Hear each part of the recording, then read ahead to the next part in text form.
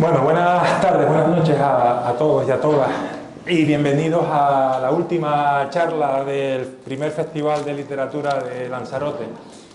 Hoy ponemos punto y seguido, que no punto y final, a esta aventura que iniciamos, como todos saben, en marzo con Aixa de la Cruz, hace ya 8 meses, la verdad, parece que fue ayer, y continuamos con otros escritores como Marta Sams, Benjamín Prado, Andrés Newman, Sabino Urraca, y hoy tenemos el honor de tener a Jesús Marchamalo, que va a ser el que clausure de alguna manera el festival. En primer lugar, me gustaría darles las gracias sobre todo a ustedes por llenar las 6 salas, las 6 charlas, desde que empezamos, y por la acogida y por la estupenda recepción que la iniciativa ha tenido desde el inicio. Así que gracias. Por supuesto, nuestro agradecimiento a los centros turísticos del Cabildo de Lanzarote, sin cuyo apoyo este festival no sería posible. Y en nombre de nuestro propio equipo, que somos poquitos, hay una persona en redes que se llama Bea Peidró, hay otra persona llevando la web que se llama Sebastián Gil, y yo, que soy Carlos Battaglini, que tengo la suerte, como suelo decir, de dirigir el festival. Como acabo de decir, estamos encantados de continuar este proyecto con la presencia del escritor y periodista Jesús Marchamalo, que hoy, cuando me hablaba en mi casa, me llamaba la atención, porque hasta el otro día lo veía en la tele, y que esa voz se dirigiese a ti en vivo y en directo, pues es como algo milagroso, ¿no? Jesús, desde hace casi 30 años, se dedica al periodismo, a la literatura, a la gestión cultural, y ha desarrollado su actividad profesional sobre todo en Radio Nacional de España y en Televisión Española. También colabora con diversos diarios y publicaciones culturales, como ABC Cultural o Cuadernos Hispanoamericanos. Es profesor también del Máster de Radio Nacional de España, y durante varias temporadas fue presentador y guionista del espacio Al Habla en la 2, dedicado a la difusión del idioma español. Es autor también de la serie Biblioteca de Escritores, que es un recorrido por las bibliotecas personales. De hecho, Antonio Gamoneda, el poeta, lo llama el inspector de bibliotecas. Hoy he tenido el honor también de que haya inspeccionado la mía. Y ha inspeccionado, entre comillas, la biblioteca de más de 60 escritores bastante conocidos. Luego nos contará de ello. También tiene una trayectoria importante en el mundo de las exposiciones. Ha comisariado varias, como por ejemplo Cortázar y los libros, y también una dedicada a Delibes. En la actualidad colabora con el programa No es un día cualquiera y en El Ojo Crítico de radio, que a muchos les sonará. En 2022 presentó también el programa de televisión Encuentros en la 2. Y entre sus muchos premios, el primero hay que decir que es el flamante Premio Nacional de Periodismo Cultural 2023, otorgado por el Ministerio de Cultura. Así que tenemos el orgullo de tener al premiado de dicho galardón hoy aquí. Pero además de ese premio, también ha recibido el Barahona Soto de Teatro Infantil, el Premio Ícaro de Periodismo, el Premio Internacional de Radio, el Premio Nacional de Periodismo Miguel Delibes, etc. Y por si esto no fuera poco, ha publicado más de 20 libros, como 39 escritores y medio, como Tocar los libros, que es este que tengo aquí y que acabé ayer. Bueno, me lo leí en un santiamén porque es muy apetitoso. Y otros títulos como Dónde se guardan los libros, Los reinos de papel, etcétera, etcétera, etcétera. Jesús Marchamalo se irá mañana a primera hora, porque le han dado el premio Cervantes a su amigo Luis Mateo Díez, con lo cual ha adelantado su vuelo.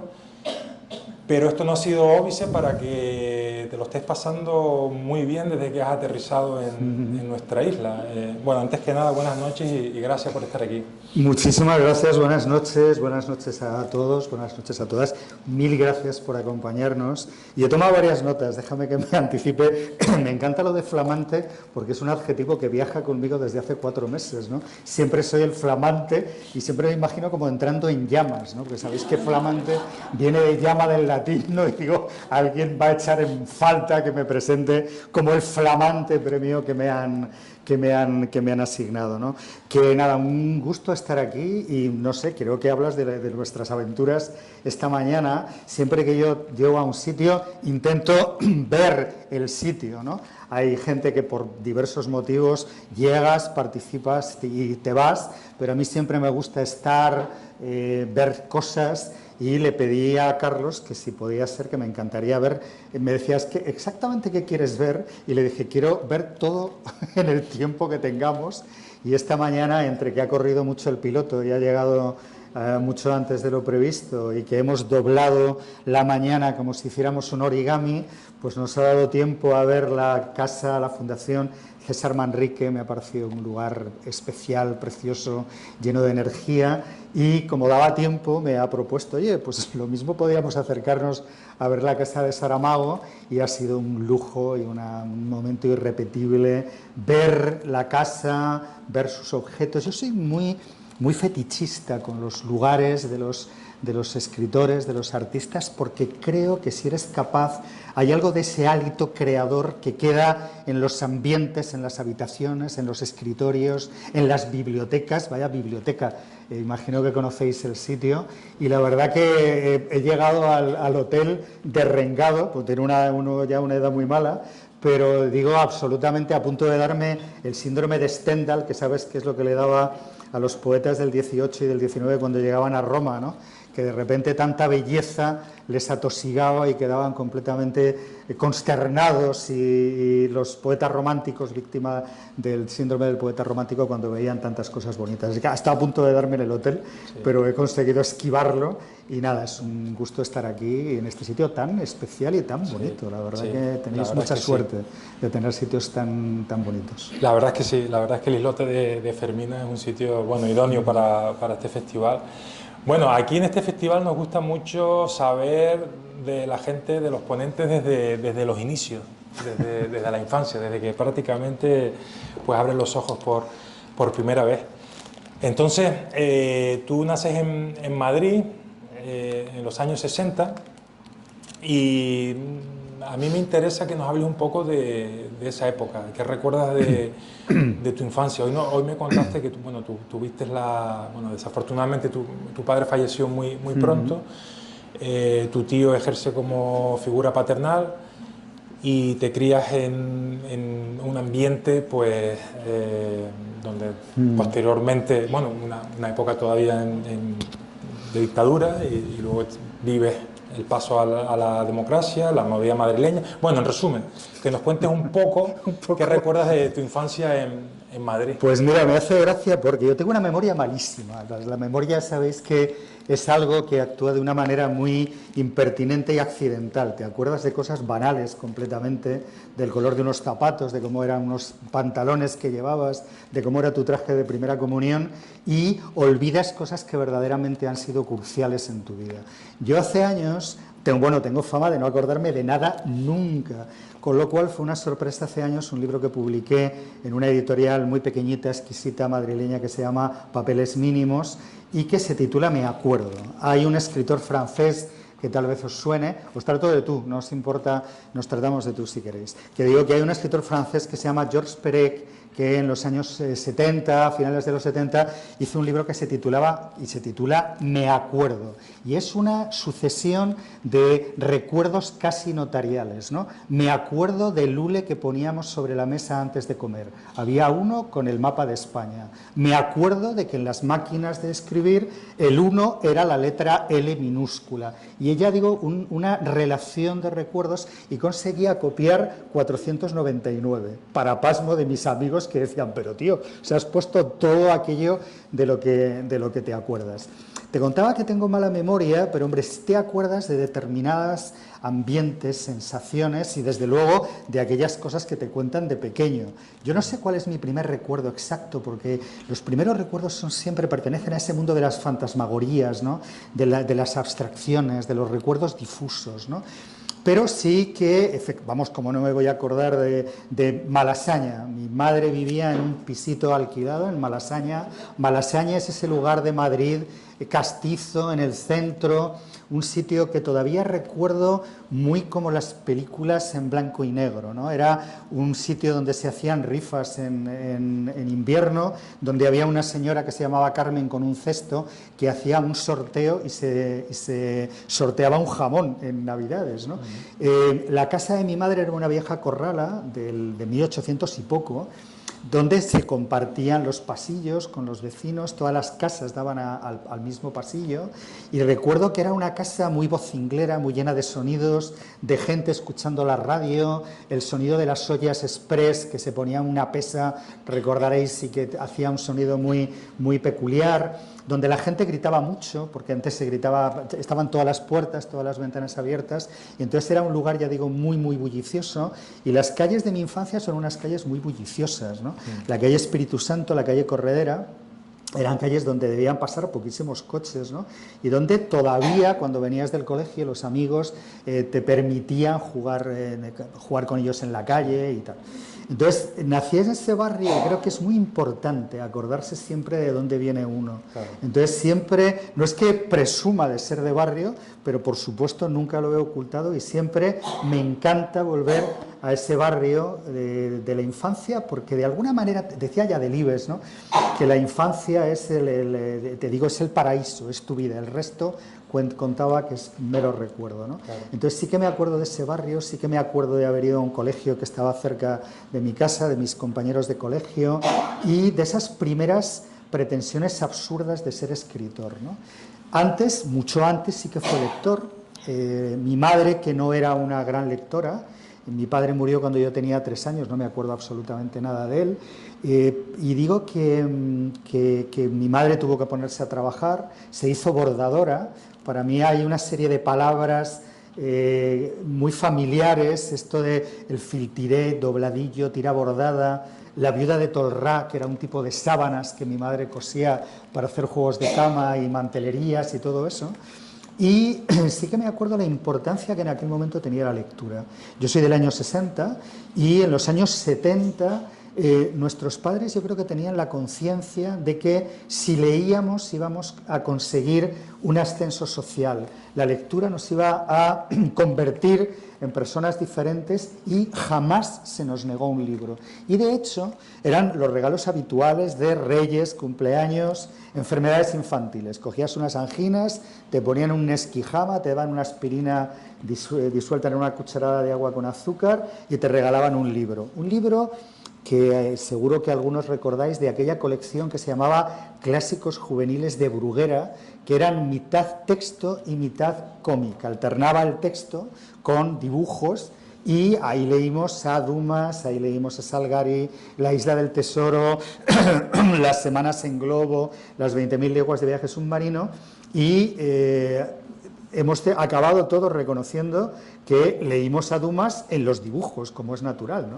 O sea, nos saltábamos el texto llevados por el fragor de la historia y nuestras primeras lecturas eran aquellas lecturas en dibujo que además, y ya acabo porque hablo por los codos, decía, oye, cuando quieras que me calle, hazme un gesto, carraspea o algo, o amenázame. No, que te digo que una cosa que recuerdo de aquellos libros es que las lecturas se compartían. Era normal que si te gustaba un libro se lo llevaras a un compañero de colegio a quien se lo prestabas a cambio de que él te prestara otro libro, ¿no? Entonces había algo comunal en la lectura, sí, algo de amistad compartida en aquellos libros, ya digo, que luego pasaban a tus vecinos, a tus primos pequeños, ¿no? Y esos son mis primeros recuerdos que tienen que ver con la lectura. Recuerda, sí, ahí empieza tu impulso literario, que además hoy lo leí en la autobiografía, especie de autobiografía que estás preparando. ¿Recuerdas tu paso por el instituto, por ejemplo? ¿Te acuerdas de aquella época? Íbamos a un colegio, yo fui a un colegio de los Escolapios, un colegio donde, por cierto, había estudiado Víctor Hugo. Estaban siempre muy orgullosos, hijos, ya sabéis cómo eran aquellos curones de los Escolapios, vestidos de luto riguroso siempre y tal. Y aquellos colegios también, colegios aburridísimos, donde hay un trozo, luego hablamos de esos folios que te he pasado si quieres, ¿no?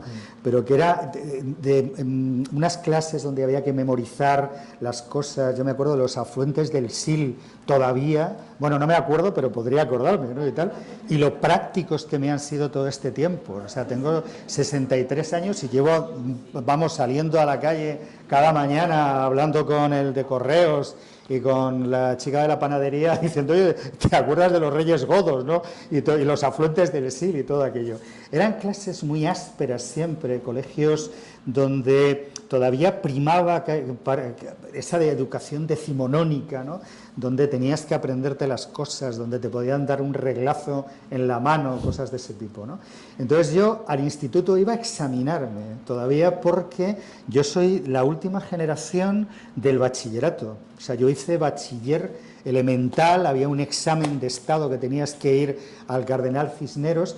Todo esto me encanta porque, claro, o sea, mis hijos piensan que yo he nacido en 1730, ¿no? Porque son cosas que han leído y tal. Dice, entonces, el conde duque de Olivares era compañero tuyo del colegio, por todas estas cosas que cuentas, ¿no?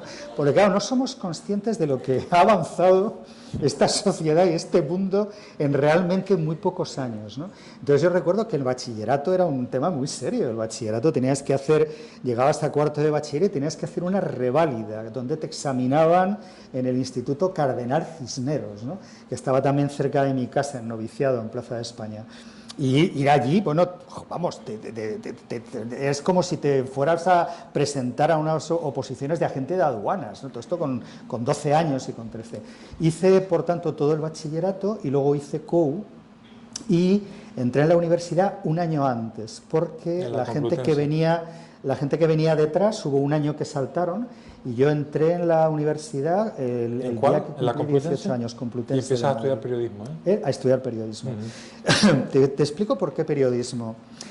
Yo lo que quería era ser escritor. Bueno, escritor de una manera difusa, claro. O sea, cuando yo lo estaba pensando por esto que estoy escribiendo ahora y digo, bueno, ¿y cómo se me ocurriría a mí algo tan absurdo como ser escritor? ¿Qué idea tendría yo en la cabeza de lo que era un escritor? Porque en mi familia no ha habido nunca nadie que fuera periodista, escritor, ni nada por el estilo, ¿no? Entonces, digo, ¿cómo se me pasaría por la cabeza la insólita idea de poder convertirte en escritor? En aquel momento, años 77, 78, no existían escuelas de periodismo, esto de escritura, como ahora, y la vía normal, una de las vías si querías escribir, era matricularte en Ciencias de la Información. Yo me matriculé en Ciencias de la Información, que después dejé porque muy, muy joven empecé a trabajar en un periódico. Cuando antes decías que me dedico desde hace casi 30 años, te lo agradezco porque has fallado por 10. El año pasado cumplí 40 años de mi primer contrato en Radio Nacional. Y ya 3 años antes, déjame que me ponga méritos, ¿no? Ya 3 años antes había hecho unas prácticas en Radio Juventud. O sea, yo empecé mis primeros contactos con la radio. Era en el año 79, tenía 19 años cuando empecé a trabajar. Y es gracioso porque siempre, durante años, durante años he sido el más joven siempre, y un viernes por la tarde me acosté siendo el más joven de todo y me levanté el lunes siendo una vieja gloria sin solución de continuidad. De repente te ves y dices, ostras, soy el mayor de la redacción, el mayor de las ruedas de prensa, el mayor de todo esto que pasa, ¿no? Pero hubo una larga temporada en que éramos muy jóvenes todos, ¿no? Donde eras el Benjamín. Sí. Donde fuiste el Benjamín por mucho tiempo. Hubo una temporada que era el Benjamín. El Benjamín. Hace tiempo de eso, ya os confieso. Vale, pero volviendo a tu impulso literario, cuentas también que fue sobre todo cuando lees 100 años de soledad y García Márquez cuando dice, tengo que ser escritor. Una vez me preguntaron, hay 2 o 3 escritores ahí importantes. Una vez me preguntaron que cuál había sido mi libro fundacional, que es una cosa que yo también a veces pregunto, con lo cual tampoco voy a regañar a nadie, ¿no? Porque claro, te preguntan cuál es tu libro fundacional y dije, mira, no sé si es mi libro fundacional, no sé siquiera si es mi libro favorito, ni siquiera sé si es mi escritor favorito, García Márquez, pero sí que el libro que por primera vez me hizo plantear la idea absurda para un chico de barrio de ser escritor fue Cien años de soledad. Fue una lectura deslumbrante. Claro, mi generación no leíamos escritores españoles, porque nos parecían que todos eran del régimen, los acusábamos a todos de franquista, a Cela lo acusábamos de franquista, pero a García Hortelano también, y a Ferlosio, y etcétera, etcétera. Entonces era como una ordinariez leer literatura española contemporánea, ¿no? Fue una literatura que descubrimos muchos años más tarde y nos culpamos de no haberlo hecho antes, porque leer el Jarama, me acuerdo que fue deslumbrante. Bueno, hasta Carmen Laforet nos parecía del régimen. Entonces leímos, yo empecé a leer en aquellos libros, yo tengo siempre mucho apego al libro en papel, al libro, o sea, os hablaré de ediciones en particular porque me parece que no es baladí, ¿no? Y entonces recuerdo aquellos libros de la colección de Alianza Bolsillo, con cubiertas de Daniel Gil, donde leíamos a Hermann Hesse todo el tiempo, éramos muy de Hermann Hesse, pero éramos muy también de Maupassant, por ejemplo, éramos muy de Borges, ¿no? Y yo me he dado cuenta, fíjate, reflexionando sobre eso, que luego si quieres hablamos, que no había nadie que nos indicara lecturas. Entonces tú llegabas a la biblioteca de tu barrio, con 11 años te sacabas el carnet de la biblioteca, y las bibliotecas antiguas no son como estas modernas, donde tú entras a los peines, puedes ojear los lomos, puedes sacar un libro, ver un poco de qué va, ver la foto del autor, etcétera, sino que tenías que pedirlos. Había unos enormes archivadores donde buscabas la ficha y ponías la asignatura, que nos parecía entonces una palabra muy del mundo de los adultos, ¿no? Voy a escribir la asignatura en la ficha y tal, era como maravilloso.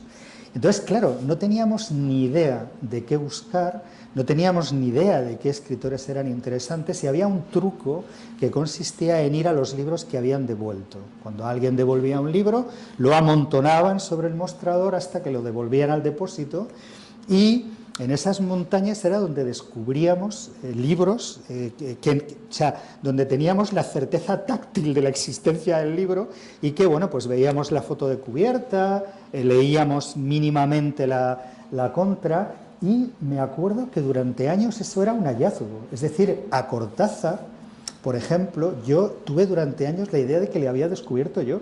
Entonces decía, oye, fui un día y había unos libros y tal, te recomiendo mucho a Cortázar y tal, y era fascinante esa idea del descubrimiento. Muy pocas veces en la vida te vuelve a pasar que descubres un escritor del que tú mismo te puedes apropiar de ese hallazgo, ¿no?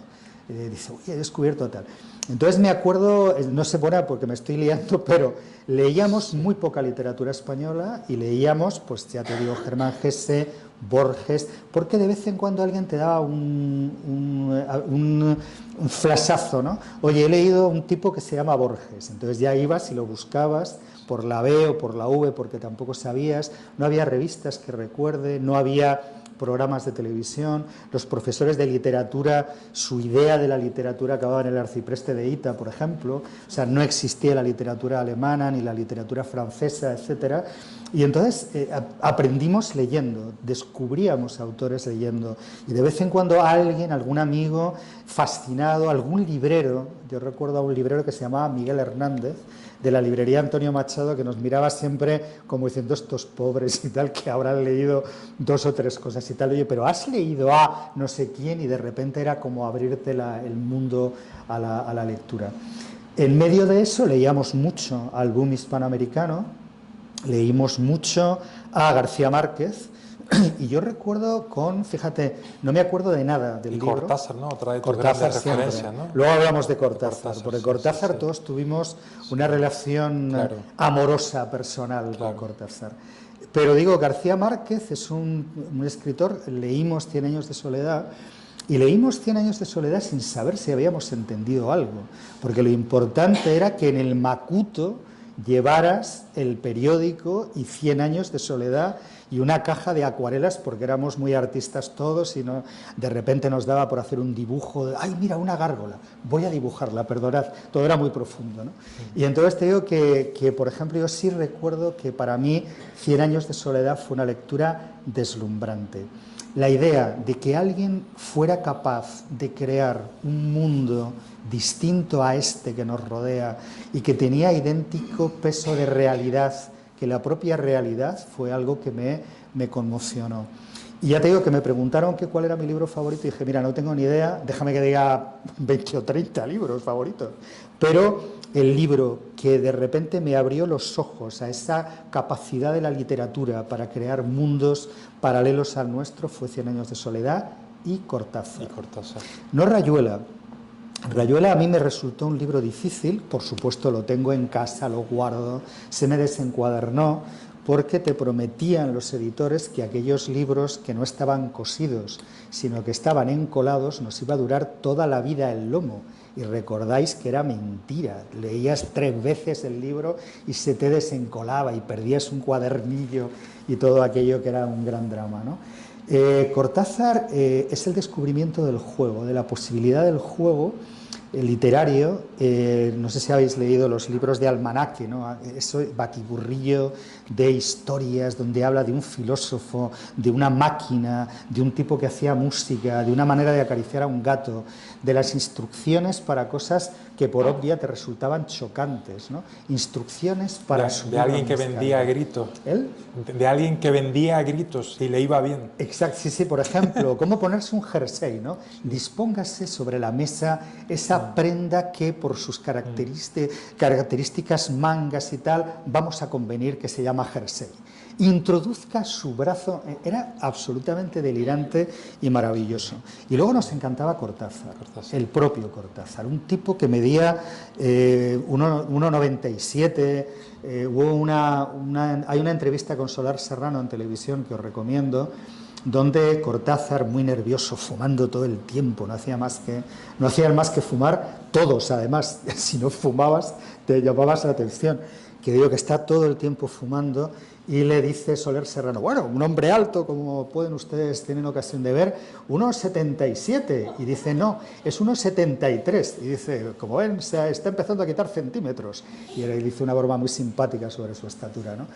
Y fíjate que yo tenía una novia cuyo hermano se carteaba con Cortázar y jamás se me ocurrió la posibilidad remota de cogerme un tren e ir a verle a París, que quiero decir, el año 84, él muere en el 84, podía perfectamente haber ido, y me da la impresión que detrás lo que había era un miedo inexpresado a la posibilidad de encontrarte con alguien distinto al que imaginabas, ¿no? Sí. Cortázar nos gustaba tanto que queríamos ser Cortázar. Te levantabas por la mañana, te ponías el colacao, ibas corriendo a mirarte en el espejo a ver si eras Cortázar ya, o tampoco había funcionado el hechizo, cosa que nunca ocurrió, ¿no? Y los primeros cuentos que yo escribí copiaba a Cortázar haciendo instrucciones para sacar punta a un lápiz, instrucciones para, yo qué sé, no me acuerdo de nada, y afortunadamente es una parte de mi literatura que ha desaparecido para bien de la humanidad. Sí, la fase cortasariana yo creo que es muy típica de muchísimos escritores. Vamos a preguntarte ahora un poco de tu carrera en la radio. Y en televisión. ¿Cómo empiezas en la radio? ¿Cuándo? Pues bueno, antes si quieres que te digo cómo empiezo en el periodismo, porque es de no creérselo. Yo quería ser periodista y entonces se me ocurrió hacer un reportaje que debe ser una plasta monumental, no he querido ni volver a leerlo. Hacer un reportaje yo. Entonces con una máquina Yasica, que había sido de un tío mío, de carrete de película, y una especie de radiocasete que tenía un micrófono, hice un reportaje sobre los artesanos. Había cerca de mi casa un sitio donde hacían lacas chinas, que a mí me pareció siempre un prodigio por el olor, cómo olía aquel lugar a trementina, aceite, a lo que fuera. Me pareció un lugar muy mágico. Y entonces se me ocurrió la ridícula idea, como el título de Rosa Montero, de hacer un reportaje interesante sobre los últimos artesanos, cómo los oficios artesanales se perdían y cómo había gente que todavía seguía fabricando guitarras, lacando libros y no me acuerdo, 4 o 5 cosas parecidas de manera artesanal, ¿no? Y dije, bueno, pues voy a llamar a un periódico para decirles que tengo un reportaje estupendo sobre los artesanos. Entonces en Madrid había, no recuerdo, 5 o 6 periódicos, ¿no? Los periódicos han ido decayendo, pero entonces había muchos periódicos y había uno en particular que se leía no en mi casa, pero sí en la casa, que era el diario Pueblo. El diario Pueblo era medios de comunicación social del Estado, estaba en la calle Huertas, era un edificio muy alto, era un lugar muy emblemático, y como me dio apuro llamar al director, porque digo, a lo mejor tiene cosas que hacer el director de Pueblo y no puede atenderme, pero cogí la mancheta y busqué a la subdirectora, que era Pilar Narvión, una periodista de Zaragoza fantástica, y nada, la llamé y se puso. O sea, llamé a Pilar Narvión y dije, mira, soy un joven, entonces era joven, ¿no? Como que era todavía, ¿os acordáis? Era todavía de los más jóvenes, y entonces llamé al periódico 91, yo creo que ni siquiera había prefijos, o sea, sería 232 17 48, ni me acuerdo. Hola, pues no, mire, que quería hablar con Pilar Narvión, ¿de parte de quién? Pues mire, soy un chico, es que no me acuerdo de nada. Fíjate que no me acuerdo de nada, que ni me pareció chocante, o sea, me pareció como normal, pues llamas a una subdirectora del periódico, pues se pone, claro, y tal. Y entonces, para mi pasmo ahora, Pilar Narvión me dijo, ¿pero tienes algo escrito? Dije, sí, tengo un reportaje que debían ser, no sé, 38 folios o lo que fuera, escritos a máquina, como es natural, sobre los artesanos y tal. Y me dijo, oye, pues tráemelo, porque otra cosa no, pero aquí publicamos a gente que escribe reportajes y tal. Y fui allí, se lo dejé, supongo, claro, porque...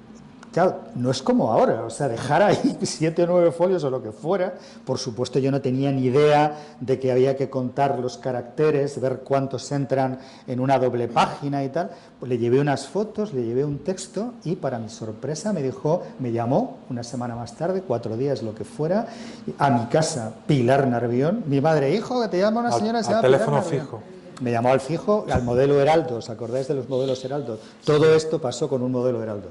Y entonces yo, hola, sí. Entonces me dijo, oye, recórtalo a 4 folios y te lo publicamos. Y entonces lo recorté a 4 folios con cierta desgana, porque claro, tenía 20 años. Y decía, que pues estoy por no cortarlo, no te digo más, pero en un arranque de sensatez, y es el dios del periodismo, debería ocuparse esa mañana de mí, me dijo, tío, recorta el puñetero reportaje. Y lo primero que yo publiqué en Pueblo fue una doble página. Pueblo era como una cama de matrimonio, ¿os acordáis? Más o menos del mismo tamaño. Pues una doble página en el diario Pueblo. Y lo que me admira todavía es que me pareció como normal. O sea, luego, años más tarde, hablé con un tipo del diario Pueblo, no, era de informaciones, ¿no? Pues para ver cómo me orientaba la carrera y tal, con 20 años y tal. Eso que las madres decían, hijo mío, vete a hablar con Eugenio para que te desengañe, que era lo que había que hacer.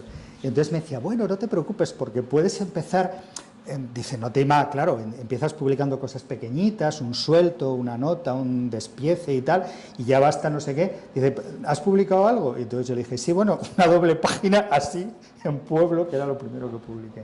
Trabajé durante una temporada para Pilar Narvión, a quien tengo un cariño especial. Luego volvimos a vernos poco y lo siento no haber estado más pendiente de ella porque me habría encantado... Mira, el otro día con el premio, cuando te llama el ministro, no sé si visteis a mi amigo Luis Mateo Díez, que dio una rueda de prensa y un poquito nervioso, como viste, dice, bueno, me llama un ministro que no sé ni quién es, yo al menos sí que sabía quién era, con lo cual iba por delante, ¿no?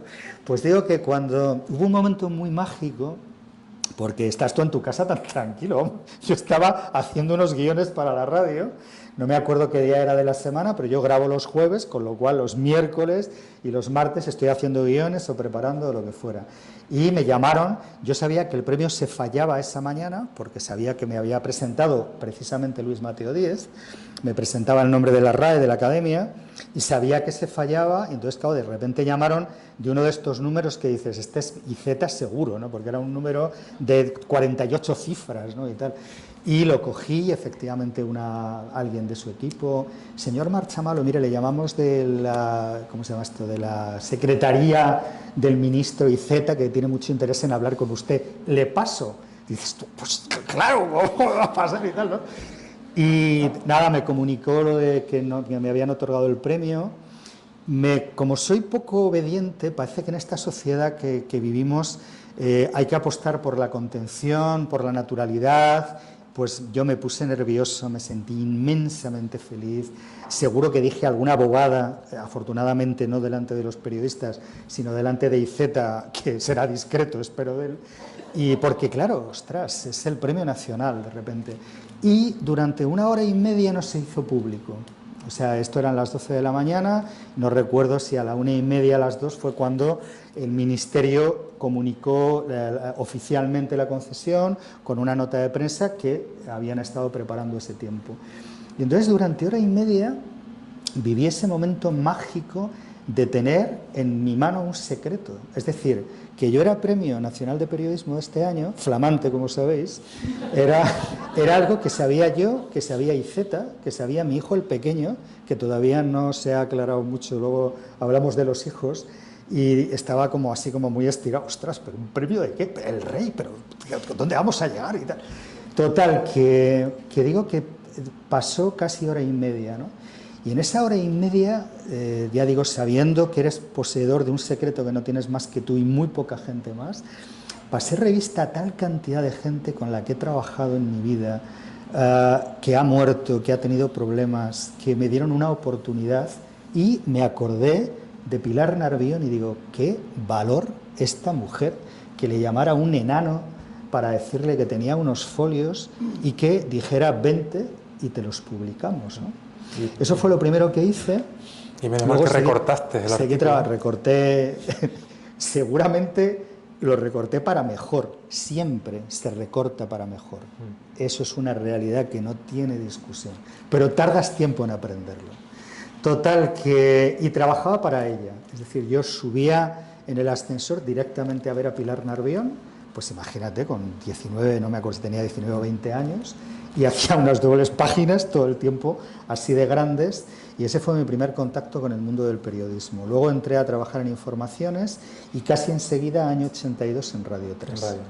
Y te cuento una cosa, bueno, habéis visto que tengo problemas siempre para hablar, siempre hablamos de una manera concisa. No conseguí nunca decir ni pío delante de Pilar Narvión. ¿Cómo debía ser aquella mujer para que nunca me dejara hablar? O sea, que tengo la impresión de que conseguí... O sea, si conseguías meter un monosílabo en la conversación, era tremenda, la recuerdo bajita, recia. Luego, si quieres, hablamos un rato de Doris Lessing, que tuve la oportunidad de entrevistarla en Londres, una de mis grandes aventuras periodísticas, pues era así tal, y nunca pude decir nada. O sea, entrabas y era un torbellino maravilloso. Bueno, Marchamalo, ¿cómo estás? Mira, vas a llamar a Menganito de tal, ticket, no sé qué, todos los José, te mando Marchamalo, venga, ya está, otro, el siguiente, no, era como, joder, no. Y ya digo que es de esos débitos, que igual que hay muchos otros débitos, pero con Pilar Adón es alguien, ya digo, que tengo especial idea de tener un débito con ella, porque luego no nos volvimos apenas a ver. Alguna vez la llamé por teléfono, pero como no te dejaba hablar, pues solamente te contaba en un momento lo que tenía que decirte y tal. Y bueno, me encantó, es algo que ahora mismo dudo que un subdirector de cualquier periódico impreso o digital de los que existen se ponga para hablar con un chaval que tiene 12 folios de un tema tan apasionante como la artesanía moderna para el periódico. Bueno, vamos a hacer un giro en la charla, luego hablamos un poco más de la televisión también. y vamos a hablar un poco de tu obra, que cuando yo me aproximé a ella por primera vez, hoy tú me lo negaste, a mí me pareció muy ecléctica, muy variada.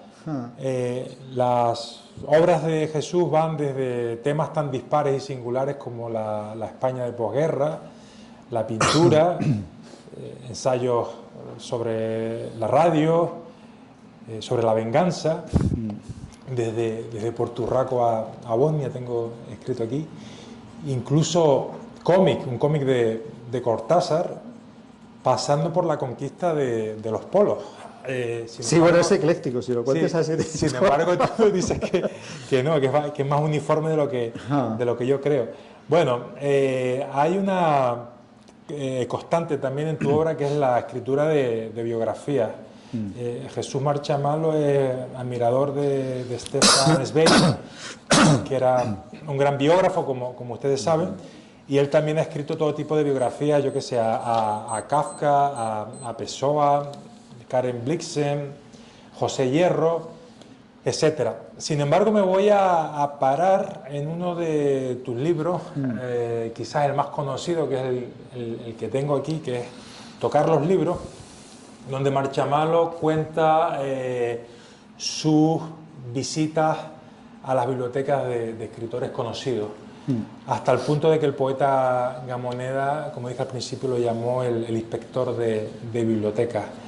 Este libro, que ya va por su 7ª u 8ª edición, cuenta no solo las vivencias de Jesús en todas estas bibliotecas, sino que también da una serie de datos, algunos espeluznantes, sobre el ritmo de publicación de libros, ¿no? Que al final uno llega a la conclusión de que no existe el buen lector de la cantidad de millones de libros que se publican. Bueno, yo quería preguntarte sobre las bibliotecas, que nos hables de tus visitas a las bibliotecas y que como no tenemos tiempo, evidentemente, para que nos hables de esas 60 y pico visitas que has hecho. Llevo hablando ya 50, madre del amor hermoso, me vais a matar con todo. Todavía hay un poquito de tiempo, para que nos resumas un poquito, por favor, esas visitas a la biblioteca. No, lo de resumen no va con segunda. Sí. ¿Algún escritor en particular que te llame la atención? Dime en 20 segundos, que es lo que yo suelo hacer para la radio. Oye, déjame, ya luego lo resumo todo, palabra. Sí. Los de la radio nos ponen unas horarias y somos muy obedientes. Déjame que te cuente una cosa antes de todo esto, porque, mira, venía andando desde el hotel, que ha sido un paseo precioso, me tomaba ahí un café y un bollo y tal, para el azúcar. Y venía yo pensando en algo que tampoco me he dado cuenta nunca de una manera verbalizada, ¿no? Y es que yo tengo una ventaja en la vida de escritor, y es que fui un escritor de éxito con mi primer libro. Y eso te cura para siempre de la vanidad. El primer libro, dentro de esta cosa de que mis libros no son nada eclécticos, yo estaba trabajando en Radio 3 en el año 82, seguro que os acordáis, de aquella Radio 3 de La Barraca, Carlos Faraco, Perfil de Ruedo de Salva Valdés. Estaba en esa Radio 3 Pepe Hierro, hacía guiones de programas de poesía, y yo empecé a trabajar en un programa que se llamaba Ruta 3. Aquella Radio 3, es que no sé si no la escuchaba ningún jefe, nunca, es altamente probable que fuera así, o que les daba igual o que les dábamos miedo, porque jamás nos decían que no a nada, a las cosas más disparatadas que se nos pudieran ocurrir. Tan fue así que a mí se me ocurrió montar un certamen nacional de copia y chuletaje. Dije, vamos a ver, está todo el mundo copiando en los exámenes, vamos a hacer un certamen nacional, que nos manden un jurado, bueno, pues un jurado en el que llamabas a José Luis San Pedro, a Sabater, a Eduardo Chamorro, a Rosa Montero, y te decían que, sí, qué divertido y tal. Entonces montamos el primer certamen nacional de copia y chuletaje, se le entregó una copa conmemorativa que fui yo a comprar a un sitio de la calle Hortaleza y lo grabamos, toda la historia, y nos echaron de la radio muy juiciosamente a la mitad. Entonces, a mí se me ocurrió hacer una recopilación de todo aquello que nos había llegado y publiqué un libro en Miraguano, a quienes yo había hecho un reportaje de cómo se hace un libro. Entonces, como les conocía, tenían una pequeña editorial y les conocía de eso, les llevé la propuesta de hacer un libro sobre cómo copiar y hacer chuletas.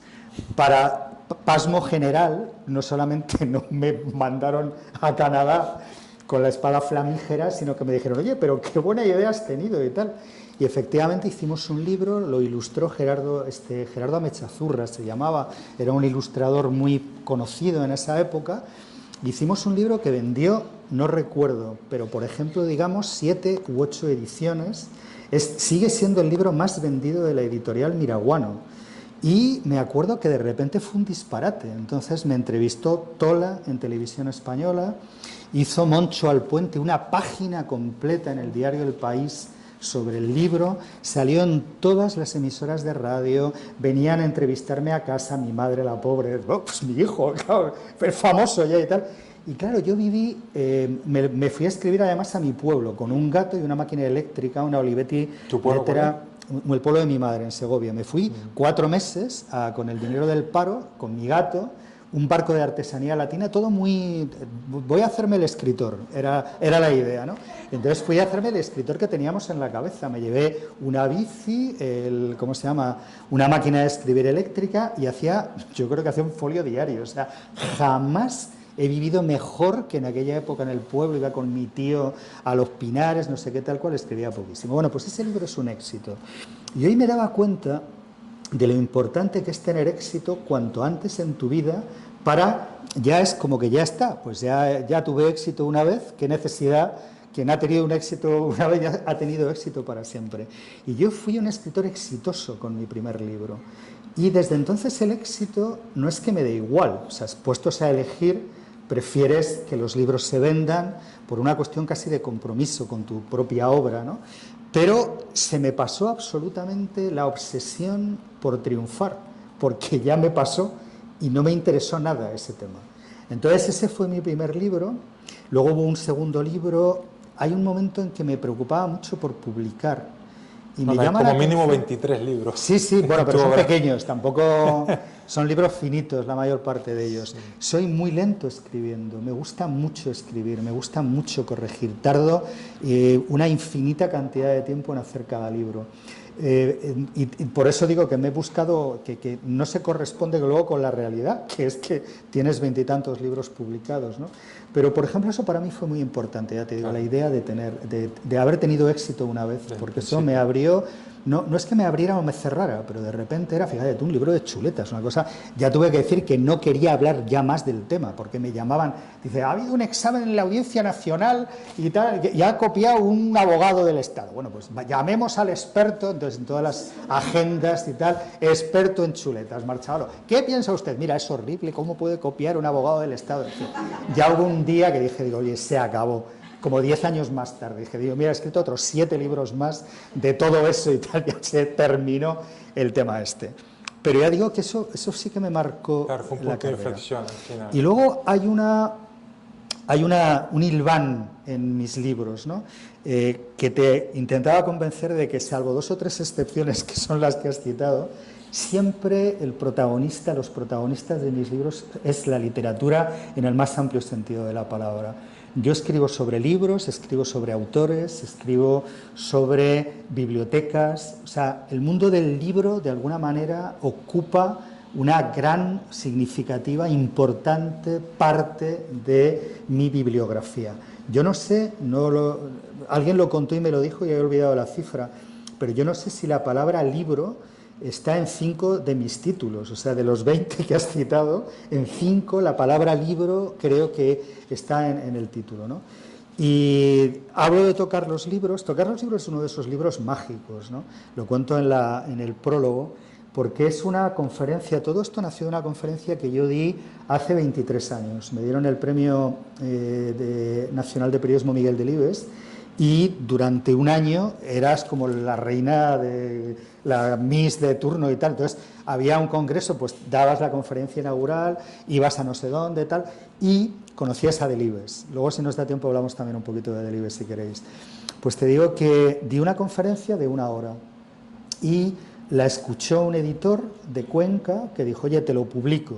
Lo publicaron en Cuenca y desde entonces esa conferencia originaria se ha publicado, yo creo que 9 veces 9 veces se ha publicado en francés, se ha publicado en inglés, sale ahora en árabe, y en español se ha publicado 5 o 6 veces y siempre crece. Es como Cántico de Guillén, que sabéis que empezó siendo 35 poemas y terminó siendo un tocho de este porte.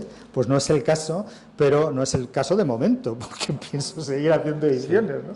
Y te digo que ha ido creciendo con el tiempo, ¿no? Es un libro que entre la primera edición y esta, que debe ser la sexta, además en 5 editoriales diferentes, siempre cambio de editorial y tal, o sea, un fregado, ¿no? Y tal, muy divertido. Y es, entre los míos, es uno de mis libros favoritos, es un libro, tiene que ver con mi mundo, y es hasta ahora iba a decir el más autobiográfico y de hecho el único que tiene algo de autobiografía. Me han hecho una entrevista el otro día que me acaban de mandar, y una de las preguntas, en una de las respuestas cuento que yo soy un escritor sin imaginación, y de repente lo lees y te quedas estremecido. Yo mismo me he estremecido diciendo, ostras, pero es verdad, hay escritores con imaginación y escritores sin imaginación. Jan Echenoz es uno de mis escritores favoritos y es un tipo que no tiene imaginación y lo reconoce públicamente. Y yo tengo un amigo que se llama Gonzalo Celorio, es un escritor fantástico, mexicano, que defiende lo mismo. Es incapaz de idear un mundo. Estamos capacitados para contarlo.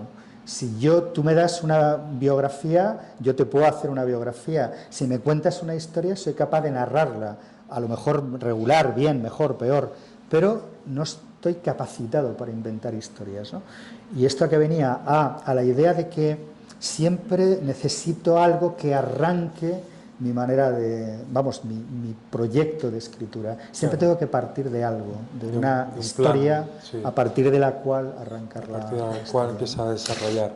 Las bibliotecas. Pues las bibliotecas, un día yo trabajaba en ABC Cultural y se me ocurrió la idea felicísima, de esto hace 12 o 13 años, de plantear lo interesante que sería visitar las bibliotecas de los escritores en la certeza de que una biblioteca es una autobiografía, es un espacio de intimidad. Nadie nunca hace una biblioteca pensando que va a llegar un tipo como yo a contarle a todo el mundo cómo la tiene puesta. Entonces, es un espacio de sinceridad, es un espacio y es una autobiografía. Ahí está el escritor que has sido, el escritor que eres, el lector, no escritor, el lector que has sido, el lector que eres, el lector que querías ser y en el que nunca te convertiste, el lector que piensas que vas a ser en el futuro, porque todos tenemos las bibliotecas llenas de libros que no hemos leído y que pretendemos leer cuando nos jubilemos o cuando... Ahora, lo de la pandemia, ¿os acordáis? Por fin, aquí encerrado 3 meses en casa para leer todo lo que tenía previsto, ¿no? Y se lo ofrecía a ABC y al principio tampoco, o sea, nadie de repente dijo, tío, eres un genio. De hecho dije, ¿cómo no se le ha ocurrido a nadie? Seguro que todo esto está hecho ya. Y no, para mi sorpresa no. Y hubo varias sorpresas más. Por ejemplo, que escritores que driblaban con eficacia a los periodistas. Te hablo, por ejemplo, de Javier Marías. Javier Marías tenía fama, como sabéis, de tampoco estar concediendo entrevistas todo el tiempo, cumplía con sus programas de promoción y era un tipo relativamente inaccesible. Tenías que mandarle un fax, no os digo más. O sea, que yo decía un fax, digo, pues joder, prefiero ir a tu casa y dejarte una nota en el buzón, porque lo del fax siempre era un lío en las viviendas domésticas, ¿no? Y te digo, pero por ejemplo, Javier Marías pues dijo que sí, que le apetecía hablar de su biblioteca. Reverte dijo que sí, que qué buena idea que fuera a su casa para contar cómo eran sus libros. Y Vargas Llosa pues dijo, sí, puedo dentro de 4 meses y medio, apúntate, el día 15 de agosto te vienes a casa y te hablo de mis libros. Y se publicaba una al mes en el periódico. Y claro, de repente empezó como a crecer el proyecto, eso se convirtió en un libro, la serie siguió, la he hecho para la Fundación del IBES en Valladolid, la he hecho para el Ayuntamiento de Fuenlabrada y la sigo haciendo para el Ayuntamiento de Marbella todos los años. De hecho, hace 3 semanas estuve con Luis Mateo Díez, exactamente 10 días antes de que le dieran el premio Cervantes, y me encanta, claro, porque... Que es el prologuista. Es el prologuista, sí, es muy amigo, sí. Mateo, es un tipo formidable, Es un tipo muy, muy especial, además, es muy amigo nuestro. Le has dado suerte. Y Gamoneda, cuando fui a su casa, que también tuvo mucha gracia, pues me planteó, dicen, tú eres el inspector de bibliotecas, y me encantó el mote, ¿no? Me pareció muy simpático, y de hecho me hice un diploma. Si entráis en Google de esto, dices diplomas, entonces me hice un diploma que decía don Antonio Gamoneda certifica por la presente el título, otorga o lo que fuera, el título de inspector de bibliotecas a don Jesús Marchamal. Y como ese amigo se lo llevé un día, digo, oye, te he traído un diploma de inspector para que me lo firmes, y lo tengo en casa firmado a disposición de cualquiera de los presentes que dude de mis habilidades inspectoriales, o como se diga, ¿no? Dentro de poco lo empezará a firmar el rey y tal, y vas a crear un título. Bueno, vamos a pasar a las preguntas del público, Sí. que ese siempre es un momento donde la gente se pone nerviosa. A ver si me va a mirar a mí y tal. Pero si alguien quiere preguntarle algo a Jesús Marchamalo, hacer algún comentario, contar cualquier cosa. A mí siempre me recuerda al colegio, ¿no? Cuando el profesor miraba que Sí, todo el mundo, todos que todo el mundo hacía un poco... cogiendo el móvil de repente, no te puedo contestar, que estoy... Oye, mientras tanto... ¿Hay alguien que quiere...? Si tenéis preguntas yo me callo, pero si no, mientras tanto, hablabas de un libro, te recomendaba, que se llama Los demasiados libros. Sí. No, porque era un mérito que ha habido una sonrisa cómplice diciendo, este tipo va a seguir hablando, por favor, que alguien le pregunte lo que sea. Que digo que hay un libro, es un libro muy interesante. A mí me encanta hablar de los libros de los demás, porque creo que, fíjate, desde hace años dono mi archivo a la Biblioteca Nacional, todos los años preparo una caja, y en muchas de las cajas lo que aporto son entrevistas a otros, fotografías de escritores, ¿no? Hay un papel como de testigo de tu momento, de tu, ¿cómo se llama esto?, de tu generación, que me parece como muy reivindicable, ¿no? Porque todos somos demasiado protagonistas a veces, ¿no? Y entonces de repente ser testigo de algo también está bien, ¿no? Y por ejemplo a las bibliotecas es hacer de testigo de otra cosa. A mí me encanta recomendar libros que me gustan, de hecho en la radio hago eso todo el tiempo, y cuando hoy me decías, oye, qué entretenido eso que cuentas de cuántos libros se hacen a diario, cuántos puedes leer a lo largo de tu vida, cuántos títulos se publican en España. Es desalentador. Desalentador, pero le he aclarado que el mérito no es mío, sino que es un mérito de un escritor que se llama Gabriel Zaid, que tiene un libro fantástico que os recomiendo, se acaba de reeditar, que se llama Los demasiados libros, donde habla de cómo el mercado editorial publica en aproximadamente 3 meses los libros que puede leer un lector que se lea un libro a la semana a lo largo de toda su vida. O sea, que estábamos hablando de unas cifras... Voy a aportar un dato. Dice, en los últimos 50 años, aquí por si alguien se considera un buen lector, pues que sepa que no lo es, nadie lo es. Porque dice, en los últimos 50 años se han editado 36 millones de libros. ¿Qué más? Dice, la humanidad publica un nuevo título cada medio minuto, 120 a la hora, 2.800 al día, 806.000 al mes.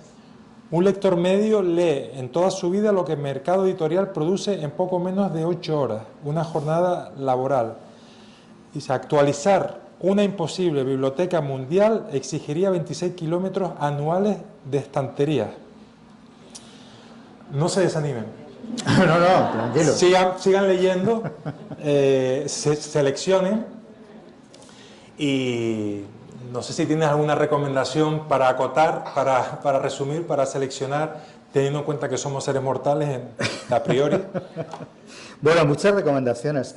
Mira, me encanta además cuando descubres un escritor. Os comentaba al principio ese deslumbramiento del hallazgo, ¿no?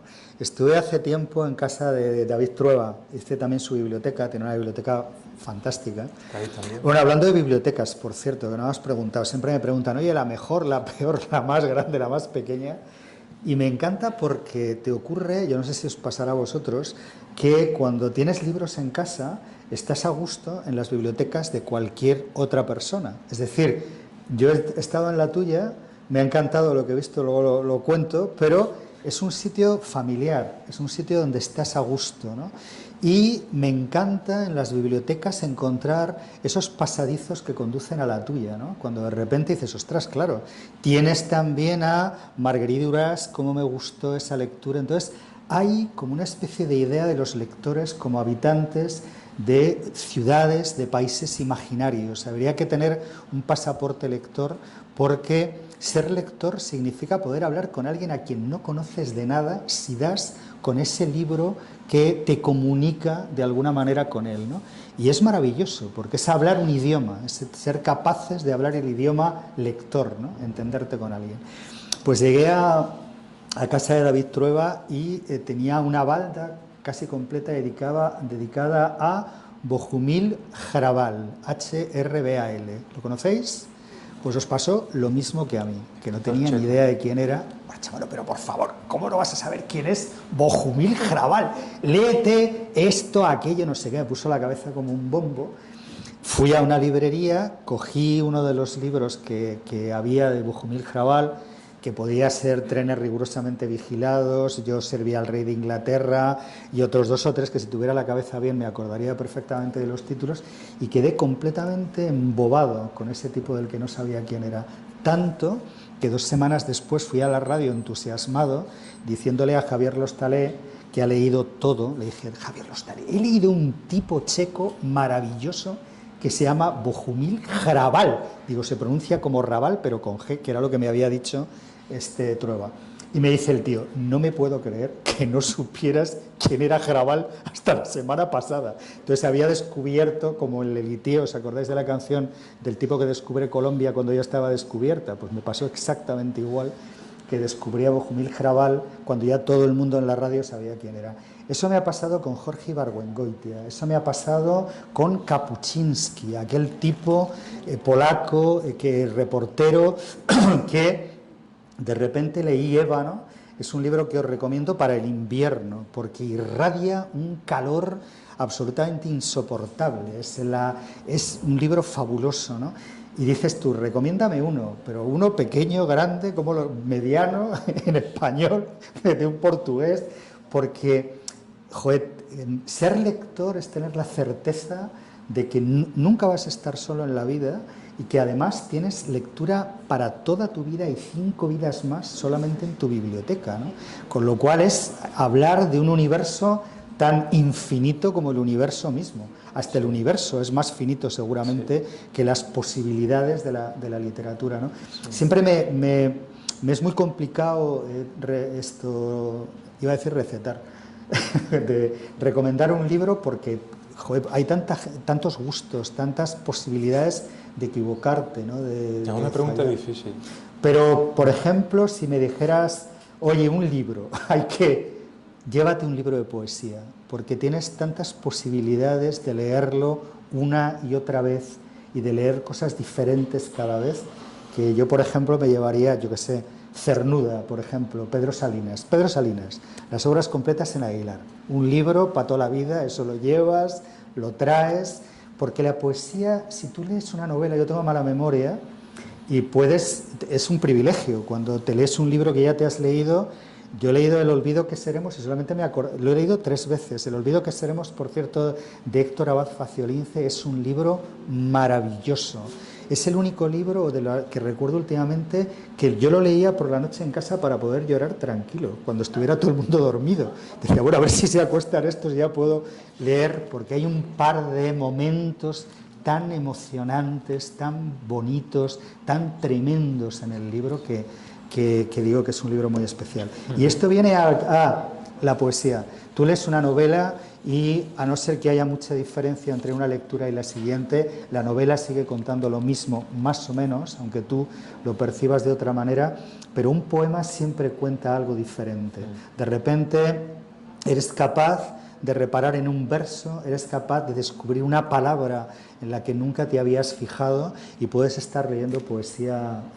Me ha costado mucho entrar, porque también nos explican como que tienes que entenderlo, y no es verdad. O sea, la poesía no hay que entender nada.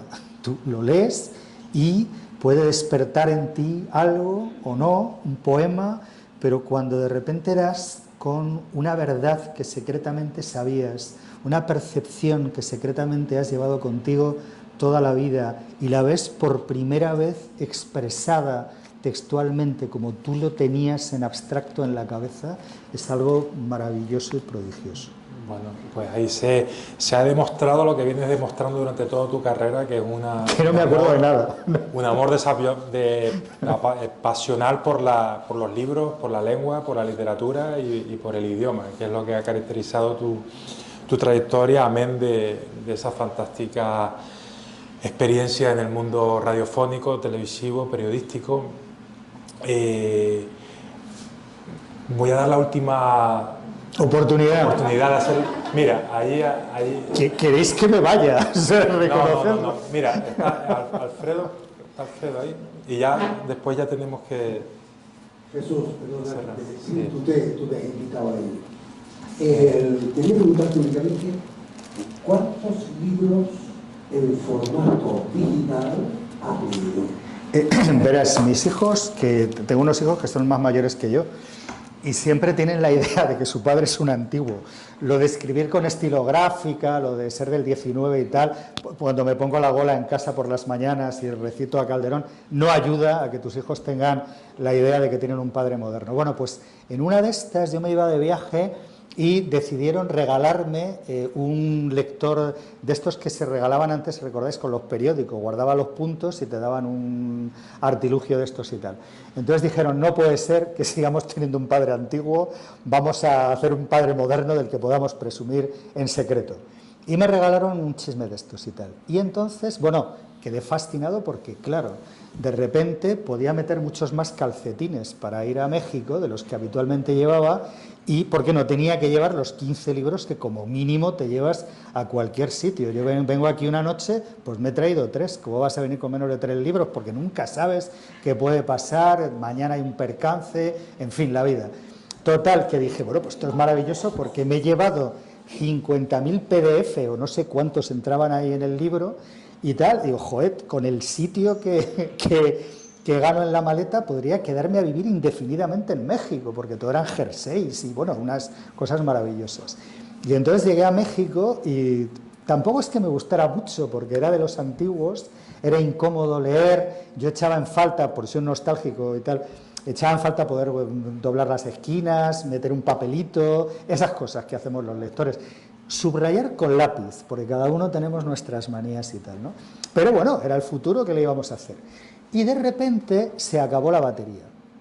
Tenía una batería que, claro, no lo cargué en casa y tal, se acabó la batería y por más que rebusqué en mi maleta llena de jerseys y de calcetines y todo eso, no encontré el cargador. Entonces me acordé de que había olvidado fatalmente el cargador en la mesa de casa, cosa que me ocurre constantemente, que se me olvida todo. Entonces había llevado un artilugio que no podía cargar con 50.000 libros en su interior.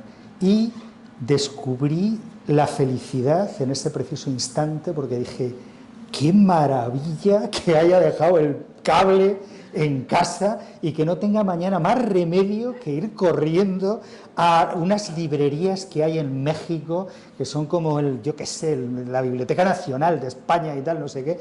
Y al día siguiente fue un entusiasmo febril y me di cuenta de que no estaba hecho para la lectura en digital. Pero a mí me parece bien que cada uno lea en lo que quiera. Vivimos, o sea, yo os hablaba antes del teléfono Heraldo, o sea, mi generación ha pasado del teléfono Heraldo al smartphone sin inmutarnos. Hemos pasado de la máquina de escribir Olivetti a los ordenadores y tampoco nos ha pasado nada. Pero creo que la tecnología te permite leer de la manera que tú quieras. Entonces te digo que puedes leer, mis hijos son nativos digitales los dos, y tienen, entienden las máquinas, no te digo más. Yo cuando tengo un percance voy a mi hijo el pequeño, hijo, ¿cómo se pone en mayúsculas esto y tal? Y te mira con desdén y dice, ves, tenía que haberse llevado el cargador a México y no tendríamos que estarle explicando ahora cómo se manda un WhatsApp. Pero digo que es maravilloso poder elegir y decir, oye, mira, yo todo lo hago en ordenador, pero me gusta leer en libro, me encantan los libros. Tocar los libros lo que defiende es esa parte de sensualidad, si quieres, que tiene el libro en papel. Esa relación táctil que estableces con un libro. Sé qué parte me queda, puedo doblar una esquina, puedo guardar un papel. Mira, no he traído libros, he traído un cuaderno y guardo una flor, guardo un papel, guardo el teléfono de alguien que no sé quién es. Y años más tarde me encanta encontrar, como en una caja del tiempo, esa parte de tu vida que expresabas mientras leías este libro. O sea, que nunca, vamos, un trocito un día. Bueno, pues con esta última explicación sobre el libro electrónico, que es verdad que en su momento parecía que iba a desbancar al papel y bueno, el papel sigue ahí al pie del cañón. Tenemos que poner fin a la charla. Yo les voy a pedir que le den un aplauso a su marchamalo, por favor. Pero no sintáis obligados. ¿Cómo es? Quería que no se sintieran obligados. Se acabó. Le vamos a aplaudir. No es una broma. No, estamos muy agradecidos por tu presencia, por haber hecho un recorrido a tu trayectoria. Evidentemente no nos da tiempo de tocar todos los aspectos, pero creo que nos vamos con un sabor bastante aproximado. A ustedes, lo que les dije al principio, gracias por haber sido fieles seguidores del festival. El año que viene esperamos que todo siga igual y les adelantamos que si todo va bien, pues ya tenemos preparadas muchas sorpresas, pero como su propia palabra indica, no se pueden revelar a estas alturas. Así que nada más, que tengan una buena noche y gracias por todo.